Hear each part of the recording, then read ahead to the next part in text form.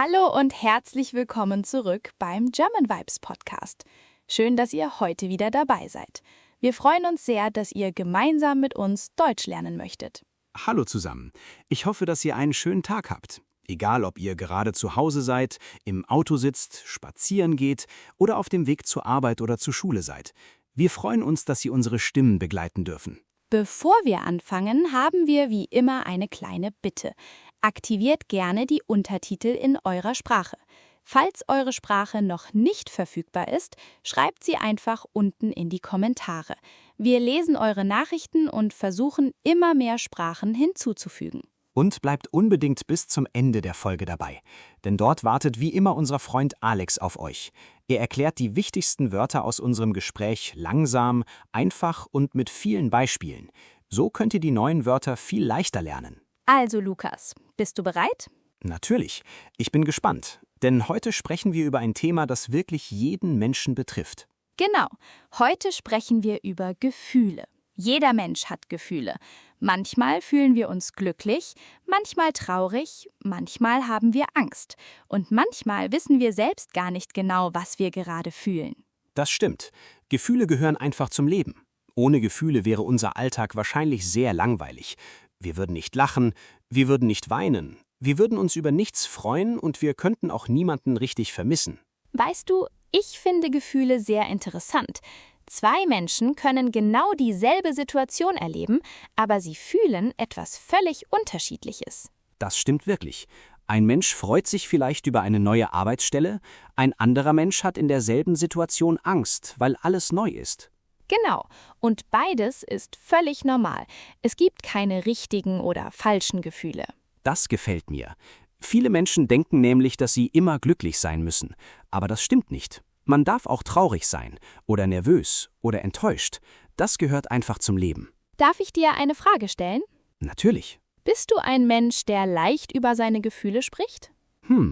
Früher eigentlich nicht. Als ich jünger war, habe ich oft gesagt, alles ist okay, auch wenn gar nicht alles okay war. Wirklich? Das hätte ich nicht gedacht. Warum war das so? Ich weiß es gar nicht genau. Vielleicht hatte ich Angst, dass andere mich nicht verstehen. Oder ich wollte niemanden belasten. Deshalb habe ich viele Gefühle einfach für mich behalten. Das machen wirklich viele Menschen. Sie lächeln nach außen, aber innerlich fühlen sie sich ganz anders. Ja, und irgendwann merkt man, dass das gar nicht gut ist. Denn Gefühle verschwinden nicht einfach. Wenn man nie darüber spricht, werden sie oft immer stärker. Genau. Deshalb finde ich es wichtig, mit Menschen zu sprechen, denen man vertraut. Man muss nicht alles allein schaffen. Da stimme ich dir vollkommen zu. Ein gutes Gespräch kann manchmal mehr helfen, als wir denken. Ich erinnere mich noch an einen Tag. Ich hatte unglaublich schlechte Laune. Alles hat mich genervt. Schon am Morgen ist mir der Kaffee auf den Boden gefallen. Jetzt kommt also doch wieder der Kaffee. Ich habe mich schon gefragt, wann du ihn erwähnst. Ich wusste, dass du das sagen würdest, aber dieses Mal war es wirklich schlimm. Meine Lieblingstasse ist sogar kaputt gegangen. Oh, das ist natürlich eine kleine Katastrophe. Genau, ich war richtig traurig. Nicht wegen des Kaffees, sondern weil ich diese Tasse schon viele Jahre hatte. Sie war ein Geschenk meiner Schwester. Jetzt verstehe ich das. Manchmal geht es gar nicht um den Gegenstand, sondern um die Erinnerung. Ganz genau. Viele Menschen sehen nur die kaputte Tasse, aber sie kennen die Geschichte dahinter nicht. Das zeigt auch etwas Wichtiges. Gefühle haben oft einen Grund, auch wenn andere Menschen diesen Grund nicht sofort verstehen. Ja, deshalb sollte man nicht sofort sagen, ach, das ist doch nicht schlimm. Vielleicht ist es für die andere Person eben doch wichtig. Genau. Ein bisschen Verständnis kann sehr viel bedeuten. Und weißt du, was ich außerdem interessant finde? Was denn? Manchmal verändern sich Gefühle unglaublich schnell. Am Morgen freut man sich, am Mittag ist man gestresst, am Nachmittag ist man überrascht und am Abend sitzt man mit Freunden zusammen und lacht wieder. Ja, das Leben ist manchmal wie eine kleine Achterbahn. Unsere Gefühle fahren einfach mit. Deshalb sollten wir lernen, unsere Gefühle zu verstehen und auch darüber zu sprechen. Denn das hilft uns selbst und auch den Menschen um uns herum. Ganz genau. Und ich glaube, darüber können wir noch sehr viel erzählen, denn jeder Mensch erlebt jeden Tag viele verschiedene Gefühle. Mehr? Ich habe eine Frage. Kannst du dich noch an das letzte Mal erinnern, als du richtig glücklich warst? Ja, sogar sehr gut. Das war vor ungefähr 2 Wochen. Ich habe meine Familie besucht. Wir haben zusammen gegessen, wir haben viel gelacht und wir haben den ganzen Abend miteinander gesprochen. Als ich nach Hause gefahren bin, habe ich gedacht, heute war wirklich ein schöner Tag. Das klingt wunderbar. Manchmal brauchen wir gar nichts Besonderes, keine teuren Geschenke, keine großen Reisen. Ein schöner Abend mit lieben Menschen reicht oft schon aus. Ganz genau. Früher dachte ich immer, Glück bedeutet, etwas Großes zu erreichen. Heute denke ich anders. Glück steckt oft in den kleinen Momenten. Da stimme ich dir vollkommen zu. Für mich ist Glück manchmal einfach ein ruhiger Morgen. Ich stehe auf, ich mache mir einen Kaffee, ich öffne das Fenster, die Sonne scheint, die Vögel singen und ich habe keinen Stress. Dann denke ich, das Leben ist gerade wirklich schön. Das finde ich interessant. Viele Menschen suchen ihr Glück immer irgendwo weit weg. Dabei ist es manchmal direkt vor ihnen. Genau. Aber leider fühlen wir uns nicht jeden Tag glücklich. Es gibt auch Tage, an denen wir traurig sind. Ja, Traurigkeit gehört genauso zum Leben. Ich glaube, jeder Mensch kennt dieses Gefühl. Wann bist du normalerweise traurig? Zum Beispiel, wenn ich einen Menschen vermisse oder wenn etwas nicht so läuft, wie ich es geplant habe. Manchmal bin ich auch traurig, wenn ich eine schlechte Nachricht höre. Und du? Bei mir ist es ähnlich. Ich werde traurig, wenn ich sehe, dass es einem Menschen nicht gut geht. Oder wenn ich mich von jemandem verabschieden muss. Das fällt mir nie leicht. Weißt du, früher wollte ich nie traurig sein. Ich habe immer versucht zu lächeln, auch wenn mir gar nicht danach war. Und heute? Heute weiß ich, dass das nicht nötig ist. Wenn ich traurig bin, akzeptiere ich dieses Gefühl. Ich sage einfach, heute geht es mir nicht so gut. Und das ist völlig in Ordnung. Das finde ich sehr wichtig. Viele Menschen denken, sie müssen immer stark sein. Aber manchmal ist es viel mutiger zu sagen, ich brauche heute eine Pause. Oder ich möchte mit jemandem reden. Ganz genau. Gefühle zu zeigen bedeutet nicht, dass man schwach ist. Im Gegenteil, es zeigt, dass man ehrlich ist. Mia, kennst du auch das Gefühl von Angst? Oh ja, natürlich. Jeder Mensch hat manchmal Angst. Wovor hast du Angst? Ich bin manchmal nervös, wenn ich vor vielen Menschen sprechen muss. Vorher denke ich oft, hoffentlich mache ich keinen Fehler. Aber wenn ich anfange zu sprechen, wird es meistens besser. Das kenne ich. Ich bin manchmal nervös, wenn ich etwas Neues ausprobieren möchte. Zum Beispiel einen neuen Job oder eine wichtige Prüfung oder ein großes Gespräch. Das ist ganz normal. Angst möchte uns manchmal nur zeigen, dass etwas wichtig für uns ist. Genau. Das bedeutet nicht immer, dass etwas Schlechtes passieren wird. Manchmal hilft es schon, tief einzuatmen, langsam auszuatmen und sich zu sagen, ich schaffe das. Das mache ich auch. Und weißt du, was mir noch hilft? Nein, erzähl. Ich spreche mit einer Person, der ich vertraue. Danach fühle ich mich oft ruhiger. Das ist wirklich ein guter Tipp, denn Gefühle werden oft kleiner, wenn wir sie mit jemandem teilen. Ganz genau. Und manchmal merken wir danach, dass wir uns umsonst Sorgen gemacht haben. Weißt du, ich finde es schön, dass wir heute so offen über Gefühle sprechen. Denn viele Deutschlernende lernen Wörter wie der Tisch oder das Fenster. Aber sie lernen oft nicht, wie sie über ihre eigenen Gefühle sprechen können. Dabei ist das im Alltag unglaublich wichtig. Wenn dich jemand fragt, wie geht es dir, dann kannst du antworten, mir geht es gut. Ich bin glücklich, ich bin traurig, ich bin nervös oder ich mache mir Sorgen. Genau. Und je mehr Wörter wir kennen, desto besser können wir erklären, wie wir uns wirklich fühlen. Und manchmal versteht uns ein anderer Mensch schon viel besser, wenn wir einfach ehrlich sagen, was gerade in unserem Herzen los ist. Lukas, bis jetzt haben wir über Glück, Traurigkeit und Angst gesprochen.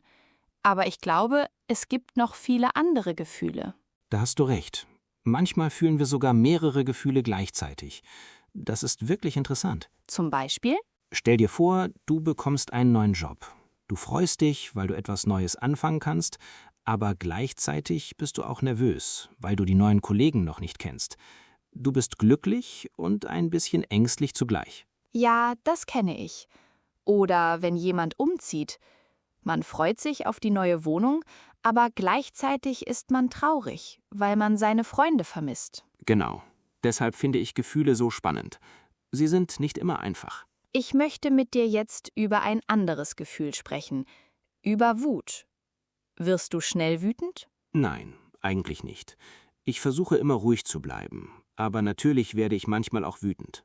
Wann zum Beispiel? Wenn jemand sehr unhöflich ist oder wenn mich jemand ständig unterbricht, dann merke ich, dass ich langsam wütend werde. Und du? Ich werde selten richtig wütend, aber manchmal ärgere ich mich.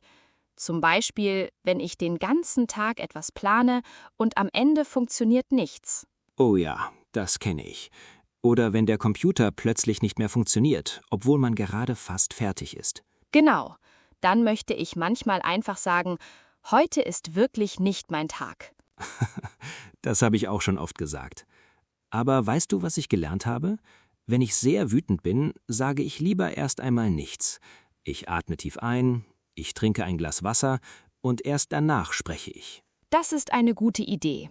Denn wenn wir sehr wütend sind, sagen wir manchmal Dinge, die wir später bereuen. Ganz genau. Ein paar Minuten Ruhe können viel helfen. Jetzt habe ich eine andere Frage. Warst du schon einmal richtig überrascht? Oh ja, letztes Jahr. Meine Freunde haben eine kleine Geburtstagsfeier für mich organisiert. Ich wusste von nichts. Als ich die Tür geöffnet habe, waren plötzlich alle da. Ich war total überrascht. Das klingt wirklich schön. Ich liebe solche Momente. Und du? Ich war einmal sehr überrascht, als ich eine wichtige Prüfung bestanden habe. Ich dachte wirklich, dass ich durchgefallen bin. Als ich das Ergebnis gesehen habe, konnte ich es zuerst gar nicht glauben. Das muss ein tolles Gefühl gewesen sein. Ja, ich war zuerst überrascht, dann glücklich und danach natürlich sehr erleichtert. Erleichtert. Das ist auch ein interessantes Gefühl. Stimmt, zum Beispiel nach einer Prüfung oder nach einem wichtigen Gespräch oder wenn man lange auf eine Antwort wartet. Genau. Dann sagt man oft, zum Glück ist alles gut gegangen. Mia, gibt es eigentlich ein Gefühl, das du besonders magst? Ja, ich mag das Gefühl, wenn ich stolz auf mich bin. Nicht, weil ich besser sein möchte als andere, sondern weil ich etwas geschafft habe, das vorher schwierig war. Das verstehe ich. Ich finde, wir sollten öfter stolz auf uns sein, auch bei kleinen Erfolgen. Ganz genau. Viele Menschen warten immer auf etwas Großes. Aber manchmal können wir schon stolz sein, wenn wir ein Ziel erreichen, eine neue Sprache lernen oder etwas Neues ausprobieren. Oder wenn wir jeden Tag ein bisschen mutiger werden. Ja, das gefällt mir. Denn niemand ist perfekt. Wir lernen jeden Tag etwas Neues. Und genau das macht das Leben spannend. Weißt du, was ich heute aus unserem Gespräch mitnehme? Nein, erzähl mal. Dass alle Gefühle wichtig sind, nicht nur die schönen. Auch Angst, Traurigkeit, Wut oder Enttäuschung gehören zum Leben. Sie zeigen uns, was uns wichtig ist, und sie helfen uns, uns selbst besser zu verstehen. Das ist wirklich schön gesagt. Und ich glaube, wenn wir lernen, über unsere Gefühle zu sprechen, werden unsere Gespräche mit anderen Menschen viel ehrlicher. Und genau deshalb ist es auch so wichtig, diese Wörter auf Deutsch zu lernen. Mia, wir haben heute schon über viele Gefühle gesprochen. Über Freude, über Traurigkeit, über Angst, über Wut. Aber ich habe noch eine Frage. Welche denn? Glaubst du, dass Männer und Frauen gleich über ihre Gefühle sprechen? Das ist eine interessante Frage. Ich glaube, das ist bei jedem Menschen anders. Es gibt Männer, die sehr offen über ihre Gefühle sprechen. Und es gibt Frauen, die ihre Gefühle lieber für sich behalten. Da stimme ich dir zu. Ich glaube, es hat weniger mit Männern oder Frauen zu tun. Es kommt eher darauf an, wie ein Mensch aufgewachsen ist. Genau. Manche Kinder lernen schon früh über ihre Gefühle zu sprechen. Andere hören oft Sätze wie „Sei nicht traurig" oder „Du musst stark sein". Ja, aber traurig zu sein ist nichts Schlechtes. Es ist ein ganz normales Gefühl. Ganz genau. Und wenn wir traurig sind, brauchen wir manchmal einfach jemanden, der uns zuhört, nicht unbedingt jemanden, der sofort eine Lösung hat. Das finde ich sehr wichtig. Manchmal reicht ein einfacher Satz, zum Beispiel „Ich bin für dich da" oder „Ich höre dir zu". Diese Worte können einem Menschen sehr helfen. Ja, denn jeder von uns hat einmal einen schlechten Tag. Und an schlechten Tagen merken wir oft, wie wichtig gute Freunde sind. Absolut. Ein gutes Gespräch kann unsere Stimmung komplett verändern. Mia, was machst du eigentlich, wenn du gestresst bist? Ich gehe meistens spazieren. Ich lasse mein Handy zu Hause. Ich höre die Vögel. Ich schaue die Bäume an. Und nach ungefähr 30 Minuten fühle ich mich viel ruhiger. Das klingt sehr entspannt. Bei mir ist es ein bisschen anders. Wenn ich gestresst bin, höre ich Musik. Manchmal setze ich mich einfach hin, schließe die Augen und höre meine Lieblingslieder. Danach geht es mir viel besser. Musik kann wirklich viel verändern. Manchmal höre ich ein Lied, das mich sofort glücklich macht, und manchmal erinnert mich ein Lied an einen besonderen Moment. Das kenne ich. Ein einziges Lied kann uns plötzlich an unsere Kindheit erinnern oder an einen schönen Urlaub oder an einen besonderen Menschen. Genau. Gefühle haben oft mit Erinnerungen zu tun. Deshalb vergessen wir manche Momente nie. Weißt du, was ich auch interessant finde? Nein. Was denn? Manchmal sehen zwei Menschen genau denselben Film. Der eine lacht, der andere weint. Und beide haben recht. Das stimmt. Oder zwei Menschen hören dasselbe Lied. Der eine findet es wunderschön, der andere sagt, das gefällt mir überhaupt nicht. Genau. Jeder Mensch fühlt anders. Und das ist völlig normal. Deshalb sollten wir die Gefühle anderer Menschen respektieren, auch wenn wir sie nicht immer verstehen. Sehr richtig. Wenn jemand traurig ist, müssen wir nicht sagen, das ist doch nicht schlimm. Wir können einfach fragen, möchtest du darüber sprechen? Oder wir sagen, ich verstehe dich, nimm dir Zeit, alles wird wieder gut. Diese kleinen Sätze können einem Menschen Hoffnung geben. Mia, ich habe noch eine kleine Frage. Ich höre. Glaubst du, dass du deine Gefühle gut zeigen kannst oder versteckst du sie manchmal? Früher habe ich meine Gefühle oft versteckt. Ich wollte immer stark wirken. Heute ist das anders. Wenn ich glücklich bin, lache ich. Wenn ich traurig bin, sage ich das. Und wenn ich nervös bin, gebe ich es auch zu. Ich fühle mich damit viel besser. Das finde ich schön. Ich denke, Ehrlichkeit ist sehr wichtig. Nicht nur gegenüber anderen Menschen, sondern auch gegenüber sich selbst. Ganz genau. Denn wenn wir unsere Gefühle verstehen, können wir auch andere Menschen besser verstehen. Und vielleicht ist genau das eine der wichtigsten Fähigkeiten im Leben. Nicht nur gut sprechen, sondern auch gut zuhören und versuchen, die Gefühle anderer Menschen zu verstehen. Ich glaube, dass wir alle das jeden Tag ein bisschen lernen können. Und schon kleine Gespräche können unser Leben schöner machen. Lukas, heute haben wir schon über viele Gefühle gesprochen. Aber ich glaube, wir haben noch nicht alle Gefühle kennengelernt. Da hast du recht. Es gibt noch viele andere Gefühle, die wir im Alltag oft benutzen. Und genau darüber möchten wir jetzt sprechen. Dann fangen wir doch mit einem schönen Gefühl an. Liebe. Liebe ist wahrscheinlich eines der stärksten Gefühle überhaupt. Ja, Liebe bedeutet nicht nur, dass man einen Partner hat. Man kann auch seine Familie lieben, seine Freunde oder sogar sein Haustier. Ganz genau. Wenn mich jemand fragt, wie ich mich fühle, kann ich zum Beispiel sagen, ich fühle Liebe und Dankbarkeit. Oder ich freue mich, weil ich Zeit mit meiner Familie verbringe. Ein anderes schönes Gefühl ist Stolz. Zum Beispiel, wenn man etwas Schwieriges geschafft hat. Ja, man kann sagen, ich bin stolz auf mich. Oder meine Eltern sind stolz auf mich. Oder ich bin stolz, weil ich jeden Tag Deutsch lerne. Das passt perfekt zu unseren Zuhörern, denn Deutsch zu lernen ist nicht immer einfach. Und jeder kleine Fortschritt ist ein Erfolg. Ganz genau. Jetzt sprechen wir über Nervosität. Dieses Gefühl kennen bestimmt viele Menschen. Vor einer Prüfung, vor einem Vorstellungsgespräch oder wenn man zum ersten Mal Deutsch spricht. Dann kann man sagen, ich bin sehr nervös. Oder ich mache mir Sorgen. Oder ich hoffe, dass alles gut läuft. Ich glaube, unsere Zuhörer kennen dieses Gefühl sehr gut, vor allem wenn sie eine mündliche Prüfung haben. Ja, aber das ist völlig normal. Fast jeder Mensch ist vor einer Prüfung nervös. Ein anderes Gefühl ist Enttäuschung. Zum Beispiel, wenn etwas nicht klappt oder wenn man lange auf etwas wartet und am Ende nicht bekommt, was man sich gewünscht hat. Dann kann man sagen, ich bin enttäuscht. Oder das macht mich traurig. Oder ich hatte etwas anderes erwartet. Jetzt kommt ein sehr schönes Gefühl. Dankbarkeit. Ich finde, wir sollten öfter dankbar sein.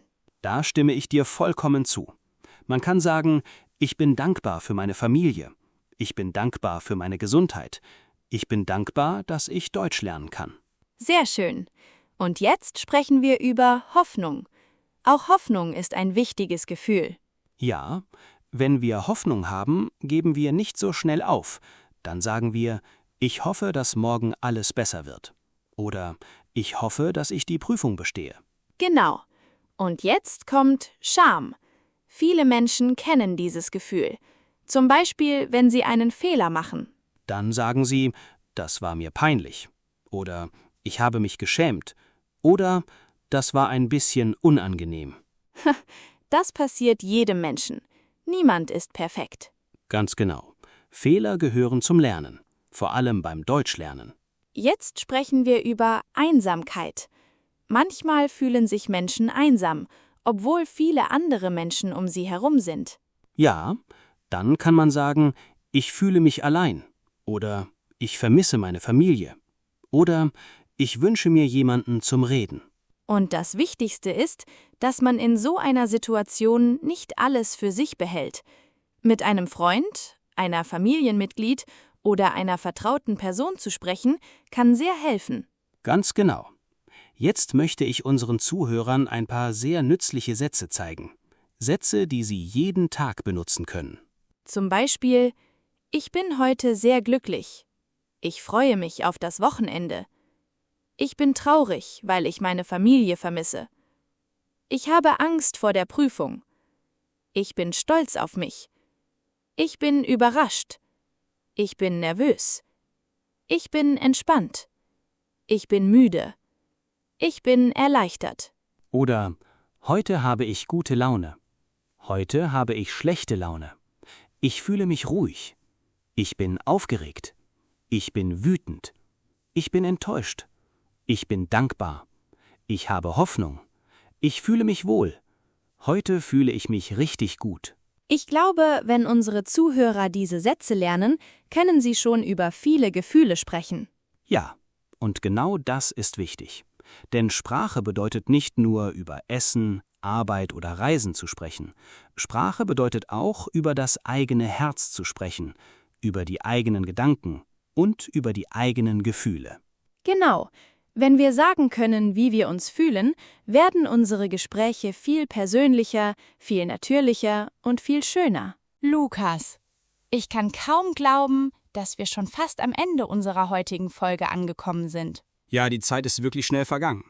Ich hoffe, dass unsere Zuhörer heute viele neue Wörter und nützliche Sätze gelernt haben. Bevor wir gleich zu Alex gehen, möchte ich noch etwas Besonderes machen. Viele unserer Zuhörer bereiten sich gerade auf eine A1 oder A2-Prüfung vor. Deshalb spielen wir jetzt eine kleine Prüfung. Das ist eine tolle Idee. Also, Lukas, stell dir vor, du bist jetzt in einer mündlichen Deutschprüfung. Ich bin die Prüferin. Ich stelle dir eine Frage und du antwortest in einer längeren Antwort. Bist du bereit? Ja, ich bin bereit. Gut, dann kommt jetzt deine Aufgabe. Ich höre zu. Lukas, erzähl bitte, was weißt du über Gefühle? Welches Gefühl magst du am liebsten? Welches Gefühl magst du überhaupt nicht? Und warum sind Gefühle wichtig? Natürlich. Für mich sind Gefühle ein sehr wichtiger Teil unseres Lebens. Jeder Mensch hat Gefühle. Jeden Tag fühlen wir etwas anderes. Manchmal bin ich glücklich, wenn ich Zeit mit meiner Familie verbringe oder wenn ich ein persönliches Ziel erreiche. Manchmal bin ich traurig, wenn ich einen lieben Menschen vermisse oder wenn etwas nicht so läuft, wie ich es geplant habe. Mein Lieblingsgefühl ist die Freude. Ich mag dieses Gefühl, weil ich dann lache, viel Energie habe und positive Gedanken bekomme. Ich freue mich besonders, wenn ich mit meiner Familie oder mit meinen Freunden zusammen bin. Das Gefühl, das ich am wenigsten mag, ist Angst. Wenn ich Angst habe, bin ich oft nervös und kann mich nicht gut konzentrieren. Zum Glück dauert dieses Gefühl meistens nicht lange. Ich finde, Gefühle sind sehr wichtig, weil sie uns zeigen, wie es uns wirklich geht. Sie helfen uns, uns selbst besser zu verstehen und auch andere Menschen besser kennenzulernen. Deshalb sollten wir keine Angst haben, über unsere Gefühle zu sprechen. Sehr gut, Lukas. Das war eine richtig schöne Antwort. Ich glaube, unsere Zuhörer konnten dabei viele nützliche Wörter lernen. Jetzt bist du dran. Du bist jetzt der Prüfer. Sehr gerne. Dann ist jetzt Mia an der Reihe. Mia, was bedeuten Gefühle für dich? Welche Gefühle hast du im Alltag am häufigsten? Welches Gefühl gefällt dir am besten? Und was machst du, wenn du traurig oder gestresst bist? Für mich gehören Gefühle einfach zum Leben. Ohne Gefühle wäre unser Alltag sehr langweilig. Ich glaube, dass jedes Gefühl eine Bedeutung hat. Wenn ich glücklich bin, genieße ich den Moment und teile meine Freude gerne mit anderen Menschen. Wenn ich traurig bin, versuche ich nicht, meine Gefühle zu verstecken. Ich spreche lieber mit meiner Familie oder mit guten Freunden. Danach fühle ich mich meistens besser. Mein Lieblingsgefühl ist Dankbarkeit. Ich bin dankbar, wenn ich gesund bin, wenn meine Familie glücklich ist und wenn ich Zeit mit Menschen verbringen kann, die ich liebe. Natürlich bin ich manchmal auch nervös, zum Beispiel vor einer wichtigen Aufgabe oder wenn ich etwas Neues ausprobieren möchte. Aber ich erinnere mich dann daran, ruhig zu bleiben und positiv zu denken. Ich finde, es ist sehr wichtig, über Gefühle sprechen zu können, denn so verstehen wir andere Menschen besser und wir lernen auch viel über uns selbst. Vielen Dank, Mia. Das war eine ausgezeichnete Antwort. Genau so könnte eine Antwort in einer mündlichen A1 oder A2-Prüfung klingen. Und jetzt ist es Zeit für unseren Lieblingsmoment. Genau. Wie in jeder Folge wartet jetzt Alex auf euch. Er erklärt noch einmal die wichtigsten Wörter aus unserem Gespräch. Ganz langsam und mit einfachen Beispielen. Hallo zusammen, ich bin Alex. Schön, dass ihr bis zum Ende dieser Folge vom German Vibes Podcast dabei geblieben seid. Ich hoffe, dass euch das Gespräch von Mia und Lukas gefallen hat und dass ihr heute viele neue Wörter, Redewendungen und nützliche Sätze gelernt habt.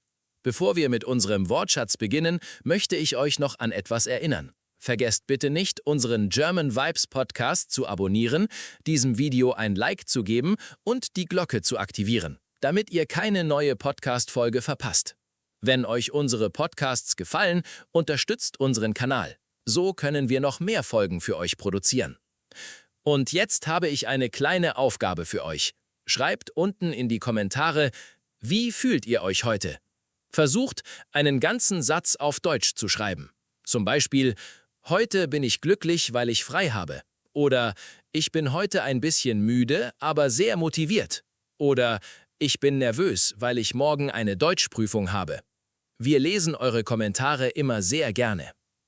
Und jetzt lernen wir gemeinsam 20 wichtige Wörter zum Thema Gefühle. Ich erkläre jedes Wort langsam. Ich sage zuerst das Wort, dann erkläre ich die Bedeutung, danach machen wir ein Beispiel und am Ende wiederholt ihr das Wort laut. Los geht's! Das Gefühl.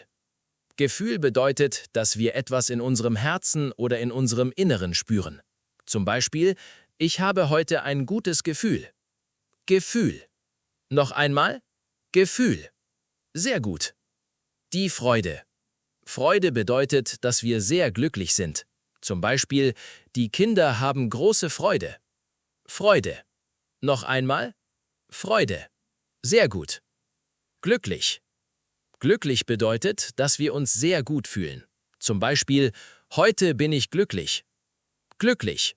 Noch einmal: Glücklich. Sehr gut. Traurig. Traurig bedeutet, dass wir uns nicht gut fühlen. Zum Beispiel: Sie ist traurig, weil sie ihre Familie vermisst. Traurig. Noch einmal: Traurig. Sehr gut. Die Angst. Angst bedeutet, dass wir uns Sorgen machen oder uns vor etwas fürchten. Zum Beispiel: Ich habe Angst vor Spinnen. Angst. Noch einmal: Angst. Sehr gut. Die Wut. Wut bedeutet, dass wir sehr ärgerlich sind. Zum Beispiel: Seine Wut war schnell wieder vorbei. Wut. Noch einmal: Wut. Sehr gut. Nervös. Nervös bedeutet, dass wir aufgeregt sind. Zum Beispiel: Vor einer Prüfung bin ich nervös. Nervös. Noch einmal: nervös. Sehr gut. Überrascht. Überrascht bedeutet, dass etwas passiert, das wir nicht erwartet haben. Zum Beispiel, ich war sehr überrascht, als ich das Geschenk gesehen habe. Überrascht. Noch einmal. Überrascht. Sehr gut. Stolz. Stolz bedeutet, dass wir mit uns selbst oder mit einer anderen Person sehr zufrieden sind. Zum Beispiel, ich bin stolz auf mich. Stolz. Noch einmal. Stolz. Sehr gut. Enttäuscht. Enttäuscht bedeutet, dass etwas nicht so passiert, wie wir gehofft haben. Zum Beispiel, ich bin enttäuscht, weil ich den Bus verpasst habe. Enttäuscht. Noch einmal. Enttäuscht. Sehr gut. Die Hoffnung. Hoffnung bedeutet, dass wir an etwas Gutes glauben. Zum Beispiel, ich habe Hoffnung, dass morgen alles besser wird. Hoffnung. Noch einmal. Hoffnung. Sehr gut. Dankbar. Dankbar bedeutet, dass wir für etwas Danke sagen möchten. Zum Beispiel, ich bin meinen Eltern sehr dankbar. Dankbar. Noch einmal. Dankbar. Sehr gut. Die Liebe. Liebe bedeutet, dass wir einen Menschen, unsere Familie oder unsere Freunde sehr gerne haben. Zum Beispiel, Liebe macht das Leben schöner. Liebe. Noch einmal. Liebe. Sehr gut. Die Scham. Scham bedeutet, dass uns etwas peinlich ist. Zum Beispiel, er fühlte Scham, weil er einen Fehler gemacht hat. Scham. Noch einmal. Scham. Sehr gut. Einsam.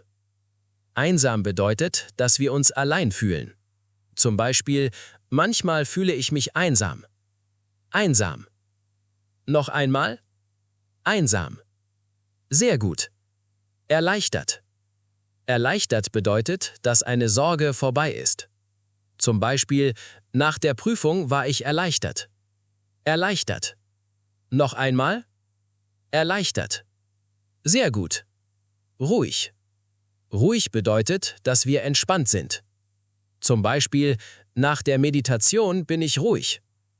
Ruhig. Noch einmal. Ruhig. Sehr gut. Lächeln. Lächeln bedeutet, dass wir freundlich schauen.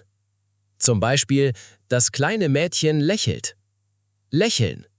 Noch einmal. Lächeln. Sehr gut. Weinen.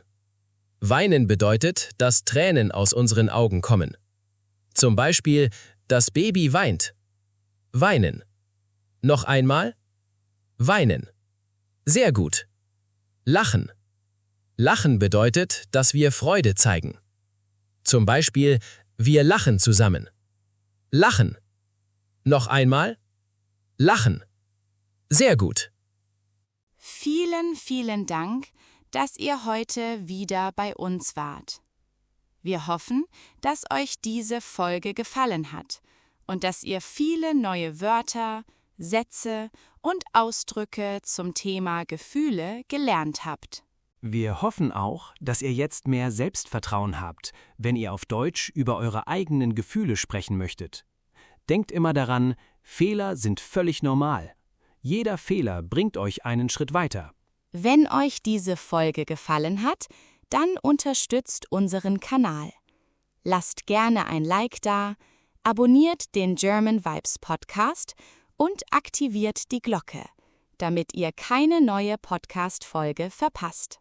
Schreibt uns auch unten in die Kommentare, welches Gefühl habt ihr heute? Oder beantwortet diese Frage auf Deutsch. Welches Gefühl mögt ihr am liebsten und warum? Wir lesen eure Kommentare sehr gerne und antworten auf so viele wie möglich. Und vergesst nicht, die Untertitel in eurer Sprache zu aktivieren. Falls eure Sprache noch nicht verfügbar ist, schreibt sie einfach in die Kommentare. Wir versuchen, immer mehr Sprachen hinzuzufügen, damit noch mehr Menschen mit unserem Podcast Deutsch lernen können. Vielen Dank, dass ihr eure Zeit heute mit uns verbracht habt. Es bedeutet uns wirklich sehr viel, dass ihr Teil unserer kleinen German Vibes Podcast-Familie seid. Wir wünschen euch einen wunderschönen Tag. Viel Erfolg beim Deutschlernen, bleibt gesund, passt gut auf euch auf und verliert nie die Freude am Lernen. Übt jeden Tag ein bisschen Deutsch. Hört unseren Podcast, sprecht laut mit, Wiederholt neue Wörter und habt keine Angst, Deutsch zu sprechen. Vielen Dank fürs Zuhören Wir sehen uns in der nächsten Folge. vom German Vibes Podcast. Tschüss und bis bald. Tschüss und bis bald.